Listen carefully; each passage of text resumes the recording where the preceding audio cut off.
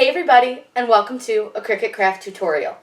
Before we get started, make sure you subscribe to my channel. I put out new videos on Wednesdays and Saturdays. Hit that bell icon because that will alert you to when I post a new video. Today I'm going to show you guys a beautiful paper flower template. This is template number 1 on my Etsy store. We did this one in pink and gold, but you can do this in any color, and it's really easy to do. You can see it's pretty puffy and nice.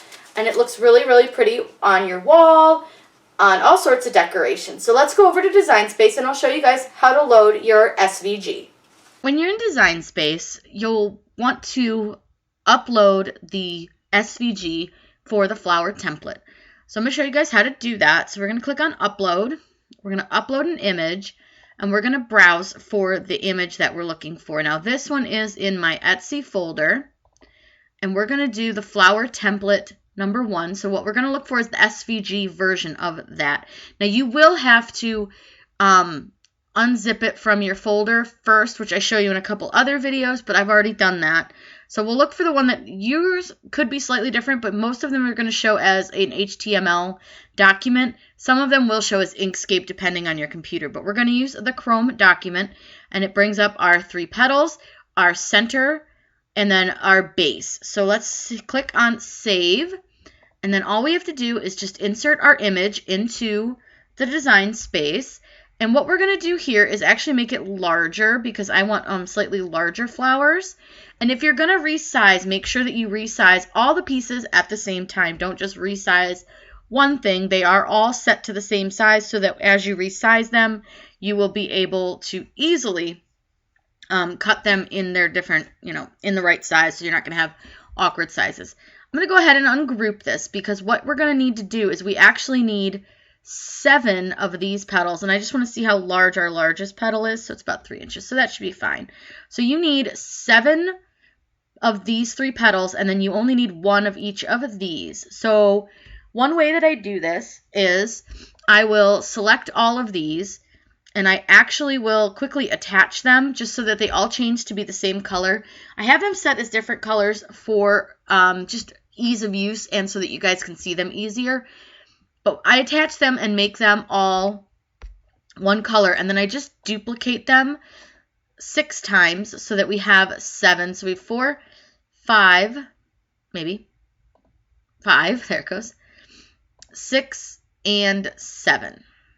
So you can absolutely detach these as long as you don't care if they're completely spaced. And I actually detach them every time because that gives me the option of saving on some paper.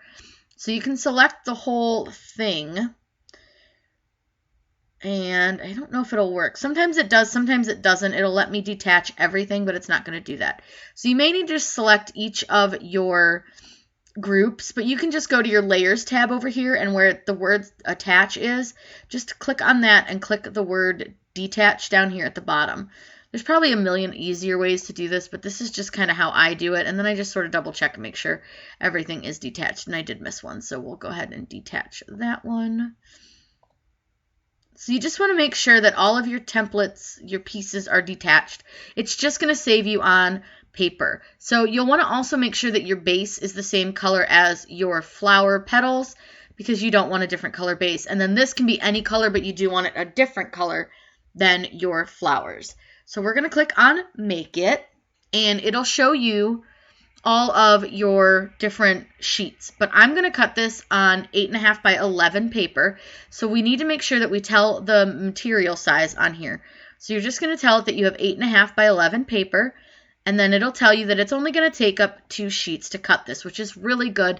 This isn't going to be a giant flower, and I've made these huge. These can go very small or very large. Just depends on how you want to style your personal flower.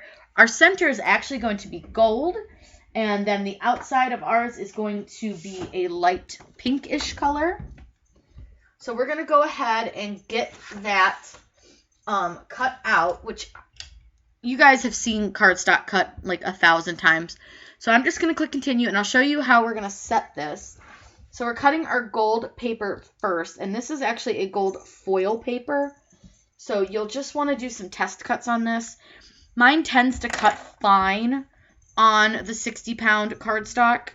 So you just want to do a test cut before you use your machine because each machine is going to be different.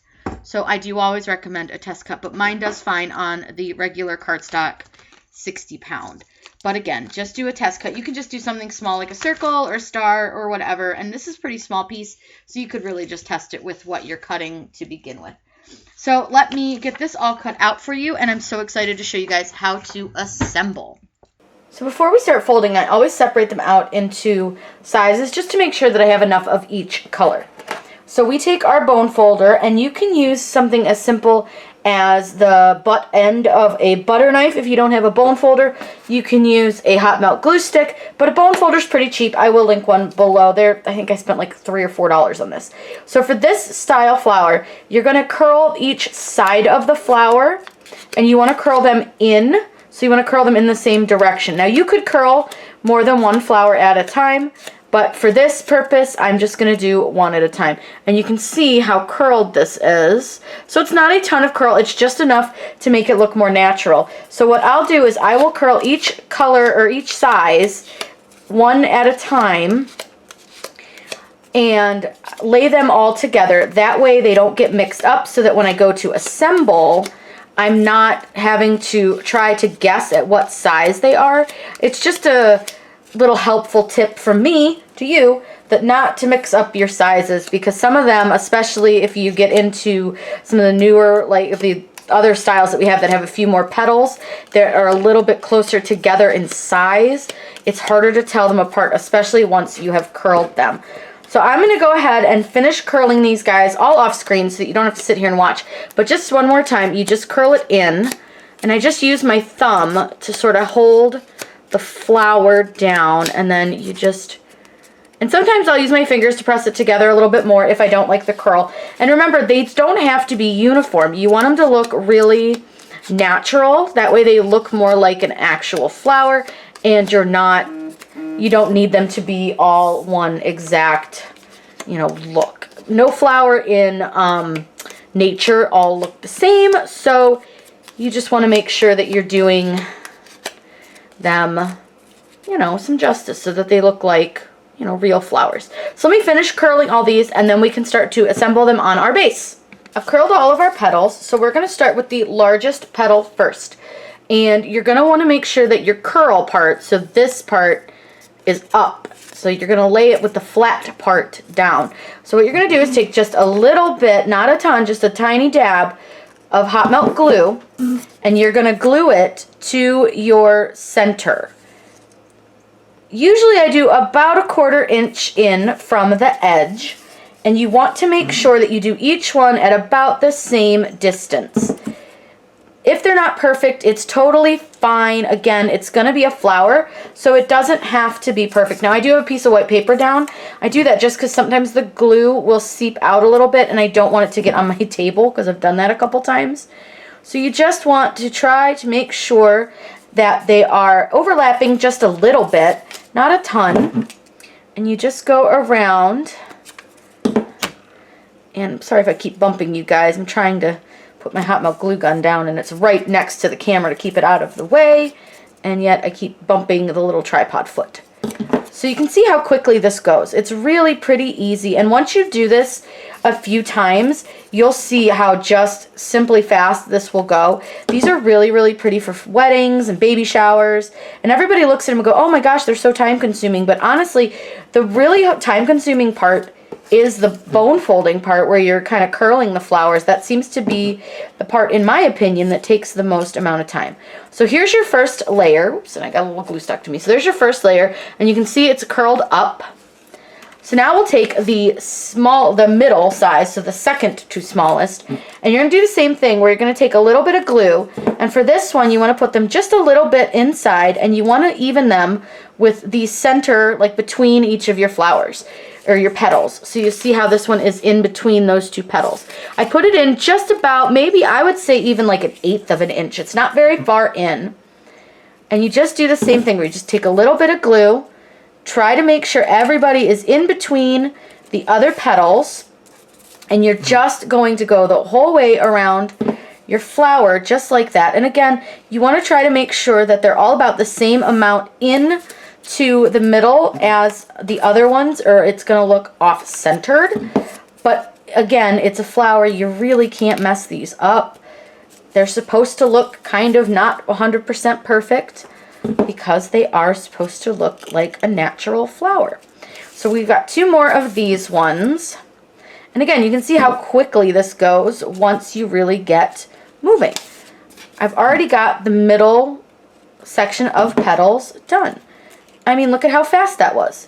So now that we have our 2 layers of petals, you can see how they're all pretty evenly spaced and they all go in between the other flower petals. So you're going to do that again with your smallest petal. And this one, you're going to put them in between the petals that are your second layer.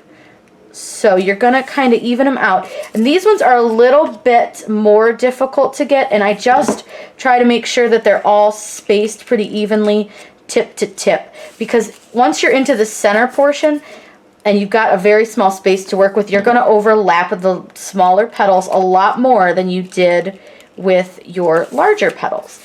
But that's, if you look at a real flower and you took one apart that has a lot of layers to it, that's what you're going to see.